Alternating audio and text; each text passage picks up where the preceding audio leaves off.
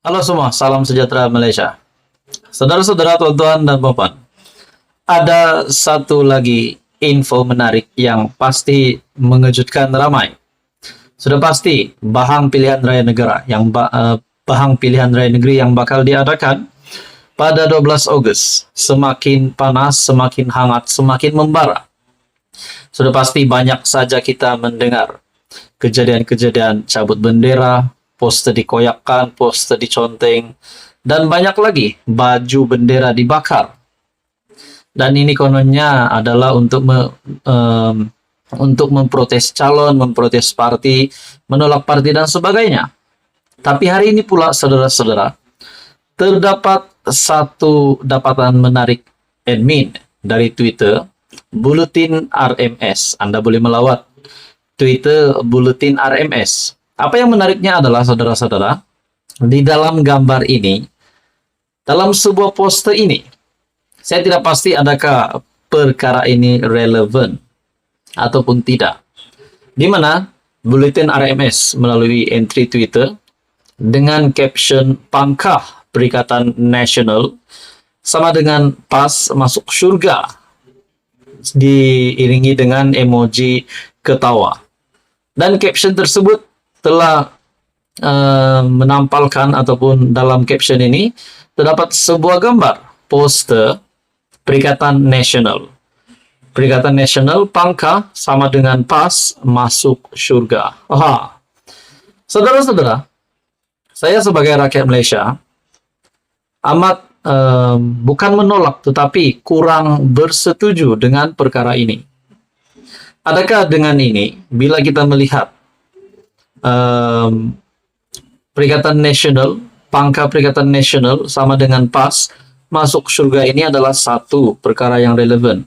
Tidak pasti perkara ini dimulakan dari kepimpinan atas Perikatan Nasional, ataupun poster ini hanya dibuat oleh pengundi ataupun penyokong PN sendiri ataupun PAS sendiri, ataupun mungkin hanya dibuat-buat orang.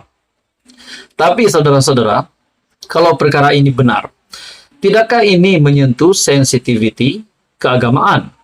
Tidakkah ini satu perkara yang tidak relevan? Bagaimana pula sekiranya pengundi-pengundi yang tidak menyokong PN, tidak menyokong PAS, mereka menyokong parti lain, contohnya Pakatan Harapan, Barisan Nasional? Adakah mereka tidak akan masuk surga? Nah, itu persoalannya. Jadi benda ini amat tidak relevan bagi saya. Ataupun ini sudah terlalu taksub untuk memenangkan Perikatan Nasional, mungkin dibuat-buat oleh pengundi, dan akhirnya dibuat di sini poster, yaitu pangkah Perikatan Nasional sama dengan PAS masuk surga. Menurut Anda pula, saudara-saudara, adakah perkara ini relevan untuk dilakukan? Tapi sumber gambar dari Buletin RMS ini tidak tahu di mana, tiada caption di tempat lokasi di mana poster ini, dan tak tahu bila. Tapi persoalannya, saudara-saudara, siapa yang lakukan ini? Itu menjadi persoalan. Tapi saya secara pribadi amat merasakan perkara ini tidak relevan. Di mana pangkah Perikatan Nasional sama dengan PAS, sama dengan masuk surga. Bagaimana pula bagi penyokong-penyokong yang lain? Ataupun mungkinkah poster ini, kalau kita pikir secara positif, hanya untuk pengundi PN?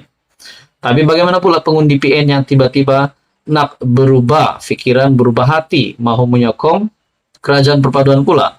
Nah, ini menimbulkan banyak persoalan. Jadi saudara-saudara, menurut Anda pula apa komen Anda? Teruskan bersama di dalam channel ini untuk info yang seterusnya. Tuan-tuan dan puan, saudara-saudara yang dihormati sekalian, pilihan raya negeri tidak lama lagi akan diadakan. Ada sudah yang membuat spekulasi, membuat jangkaan, meneka PHBN akan menang 6-0, ataupun 5-1, ataupun 4-2. Ada juga berkata 3-sama. Tetapi kepimpinan PN sudah pasti mereka juga yakin akan menang. Bahkan mereka sehingga membuat kenyataan, sekiranya PN menang semua PRN, akan ada perubahan di dalam kerajaan persekutuan yang dipimpin PHPN, dipimpin oleh Perdana Menteri Datuk Seri Anwar Ibrahim. Walaupun ada juga pemerhati politik yang lain berkata bahwa celah mana yang bakal menumbangkan Perdana Menteri sekiranya PN memenangi semua pilihan raya negeri di 6 negeri. Tuan-tuan dan puan, dalam sebuah artikel, adakah di sini PAS sudah disahkan bakal hilang 4 kerusi? Di mana dalam sebuah artikel dari biharian.com, Amanah yakin rampas 4 kerusi daripada PAS. Dalam artikel ini, Parti Amanah Negara ataupun Amanah yakin mampu merampas 4 daripada 7 kerusi yang ditandingi parti itu pada pilihan raya negeri Kelantan Sabtu ini. Pengarah pilihan raya Amanah, Datuk Wan Abdul Rahim Wan Abdullah, berkata ia berdasarkan situasi semasa dan mengambil kira jumlah undi pada PRU ke-14. Katanya, 4 kerusi berkenaan adalah Dun Kota Lama, Pangkalan Pasir, Kadok, serta Temangan. 4 dun ini setakat hari ini mendahului berbanding 3 adun lagi yang kita bertanding. Kalau mengikut 3 dun lagi yang kita bertanding, kalau mengikut pada PRU 14, jika ditambah undi PH dan BN, ia sudah melepasi jumlah majority. Malah sokongan terhadap calon Amanah juga amat memberangsangkan. Lebih-lebih lagi dibantu dengan kehadiran pimpinan pusat termasuk Perdana Menteri Datuk Seri Anwar Ibrahim di Dun Kota Lama. Adakah di sini satu lagi berita buruk untuk PAS PN, untuk Hadi Awang, untuk Tan Sri Muhyiddin Yassin? Adakah di sini 4 kerusi yang sudah diyakini Amanah yang akan dimenangi oleh Amanah dirampas dari PAS? Bagaimanapun katanya, suasana positif itu tidak menjadikan mereka leka, memandangkan tempo berkempen hanya berbaki 3 hari saja lagi. Artikel ini pada 9 Ogos. Nah, tuan-tuan dan puan, kita menganggap tempo yang ada ini adalah pecutan terakhir kerana macam-macam boleh berlaku dan kita sukar untuk meramalkannya. Namun saya berharap semua calon serta jentera parti perlu meningkatkan usaha untuk turun ke lapangan bagi meyakinkan rakyat dan pengundi selain menerangkan manifesto yang dikemukakan BN serta PH.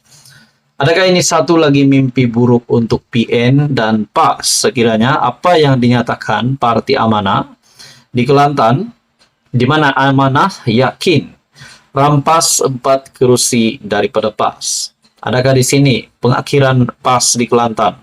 Ada juga kata mahu PHBN yang memimpin di ke-6 negeri. Ada yang kata mahu PN yang menang. Jadi semua itu hanya andaian. Akhirnya kita akan nantikan pada 12 Ogos nanti. Saudara-saudara, tuan-tuan dan puan, teruskan bersama di dalam channel ini untuk info yang seterusnya. Mohon bantu channel ini dengan menekan butang like, share, dan subscribe. Ramai yang berkata, apa respon Tan Sri Muhyiddin Yassin? Apa komen Tan Sri Muhyiddin Yassin setelah menantu beliau sendiri, menantu Tan Sri Muhyiddin Yassin, pengurusi Perikatan Nasional, yang sedang diburu ataupun dicari oleh SPRM? Ramai yang berpendapat, adakah Muhyiddin Yassin akan membackup penantunya sendiri ataupun Muhyiddin Yassin akan membantu siasatan? Pada akhirnya, saudara-saudara, Tan Sri Muhyiddin Yassin membuat satu pengakuan yang besar yang pasti mengejutkan SPRM, mengejutkan polis, dan juga mengejutkan menantu Muhyiddin Yassin sendiri. Disahkan dalam sebuah artikel dari Malaysia Kini, Muhyiddin kunci mulut isu menantu dicari SPRM. Kata Muhyiddin, no comment. Wow. Adakah di sini Tan Sri Muhyiddin Yassin? Ini hanya persoalan, adakah Muhyiddin Yassin tidak mahu berkata apa-apa lagi tentang menantunya, ataupun tidak mahu ambil peduli lagi tentang menantunya, ataupun ada rahasia yang disimpan dan Muhyiddin Yassin tidak mahu mengeluarkan apa-apa maklumat? Nah, ini menjadi pertanyaan ramai orang.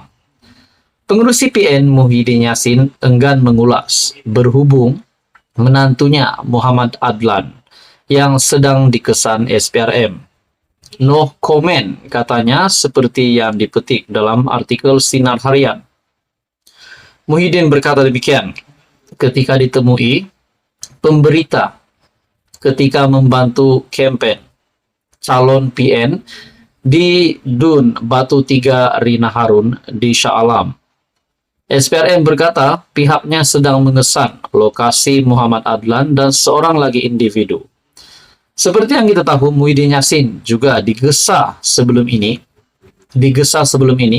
untuk mendedahkan lokasi menantunya.